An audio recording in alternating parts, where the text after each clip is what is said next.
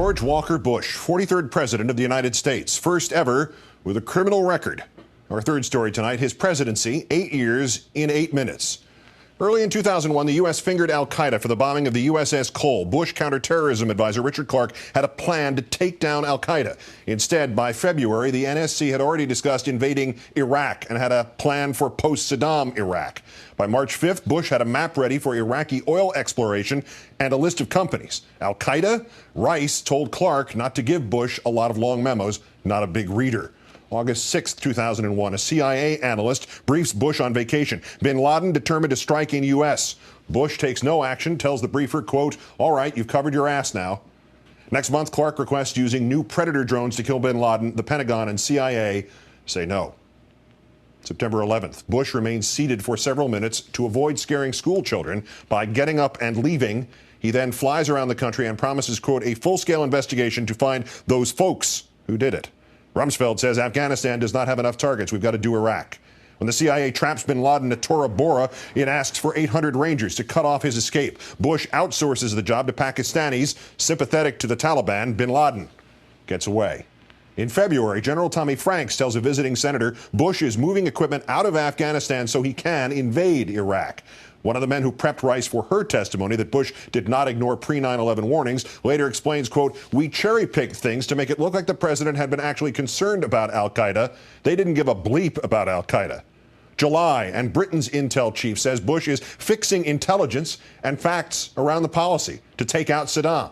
January 03, Bush and Blair agreed to invade in March. Mr. Bush still telling us he has not decided, telling Blair they should paint an airplane in UN colors, fly it over Iraq, and provoke a response, a pretext for invasion.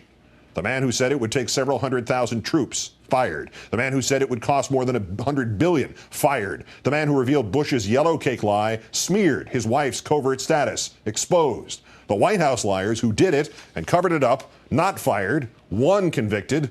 Bush commutes his sentence.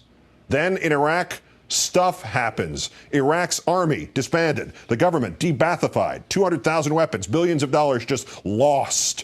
Foreign mercenaries immunized from justice. Political hacks run the green zone. Religious cleansing, forcing 1 out of 6 Iraqis from their homes. Abu Ghraib, the insurgency, al-Qaeda in Iraq. Other stuff does not happen. WMD, post-war planning, body armor, vehicular armor. The payoff? Oil and billions for Halliburton, Blackwater, and other companies, while Mr. Bush denies VA health care to 450,000 veterans, tries to raise their health care fees, blocks the new GI Bill, and increases his own power with the USA Patriot Act, with the Military Commissions Act, public orders exempting himself from 1,000 laws, and secretly from the Presidential Records Act, the Geneva Conventions, FISA, sparking a mass rebellion at the Justice Department, secret star chambers for terrorism suspects, overturned by Hamdan v. Rumsfeld, denying habeas corpus, overturned by Boumediene v. Bush, 200 renditionings, sleep deprivation, abuse. Rumsfeld warned in 2002 that he was torturing, that it would jeopardize convictions.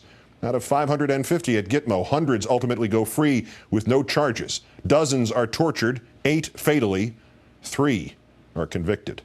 On U.S. soil, 1,200 immigrants rounded up without due process, without bail, without court dates, without a single charge of terrorism. It wasn't just Mr. Bush no longer subject to the rule of law. He slashed regulations on everyone from banks to mining companies, appointed 98 lobbyists to oversee their own industries, weakening emission standards for mercury and 650 different toxic chemicals. Regulators shared drugs and their beds with industry reps. The Crandall Canyon mine owner told inspectors to back off because his buddy, Republican Mitch McConnell, was sleeping with their boss. McConnell's wife is Bush Labor Secretary Elaine Chao. Her agency overruled engineer concerns about Crandall Canyon and was found negligent after 9 miners died in the collapse there. Mr. Bush's hands off as Enron blacks out California, doubling electric bills. After months of rejecting price caps, Mr. Bush bows to pressure. The blackouts end. Mr. Bush further deregulates commodity futures, midwifing the birth of unregulated oil markets, which, just like Enron, jack up prices to an all-time high until Congress and both presidential candidates call for regulations and the prices fall. Deregulating financial services and lax enforcement of remaining rules created a housing bubble, creating the mortgage crisis, creating then a credit crisis, devastating industries that rely on credit from student loans to car dealers. Firms that had survived the Great Depression could not survive Bush. Those that did got $700 billion. No strings, no transparency, no idea whether it worked. Unlike the auto bailout, which cut workers' salaries, a GOP memo called it a chance to punish unions. But Bush failed even when his party and his patrons did not stand to profit. Investigators blame management, cost-cutting communication for missed warnings about Colombia. Bush administration convicts include sex offenders at Homeland Security, convicted liars, every kind of thief in the calendar. And if you count things that were not prosecuted, the Vice President of the United States actually shot a man in the face. The man apologized. Mr. Bush faked the truth with paid propaganda in Iraq on his education policy, tried to silence the truth about global warming, rocket fuel in our water, industry influence on energy policy, politicized the truth of science at NASA, the EPA, the National Cancer Institute, Fish and Wildlife, and the FDA. His lies exposed by whistleblowers from the cabinet down. Complete BS, the Treasury Secretary said of Mr. Bush on his tax cuts. Rice's mushroom cloud, Powell's mobile labs, Iraq and 9/11, Jack Abramoff, Jessica Lynch, Pat Tillman again, Pat Tillman again. The air at ground zero, most responders still suffering respiratory problems.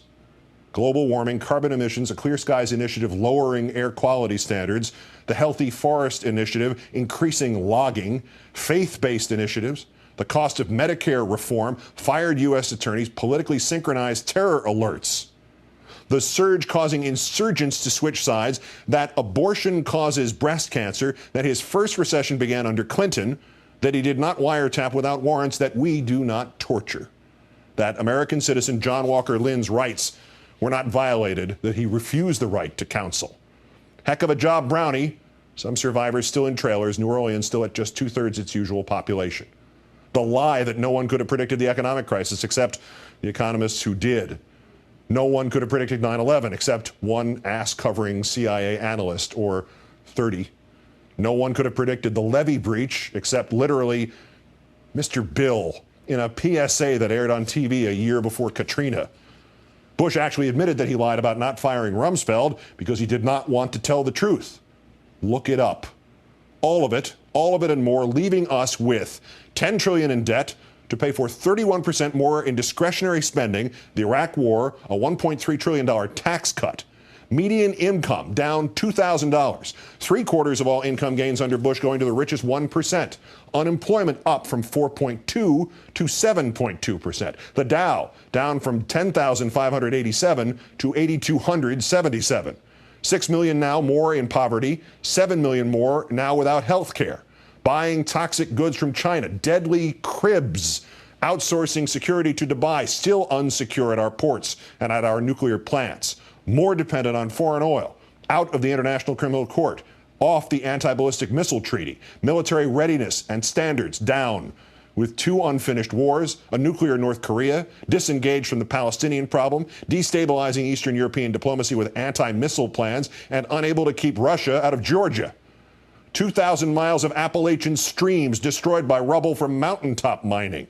At his last G8 summit, he actually bid farewell to other world leaders, saying, quote, "Goodbye from the world's greatest polluter," consistently undermining historic American reverence for the institutions that empower us. Education, now academic elites, and the law, activist judges capping jury awards.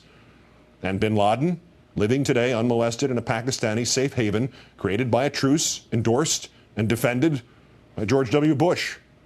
And among all the gifts he gave to bin Laden, the most awful, the most damaging, not just to America, but to the American ideal, was to further bin Laden's goal by making us act out of fear rather than fortitude, leaving us with precious little to cling to tonight, save the one thing that might yet suffice: hope.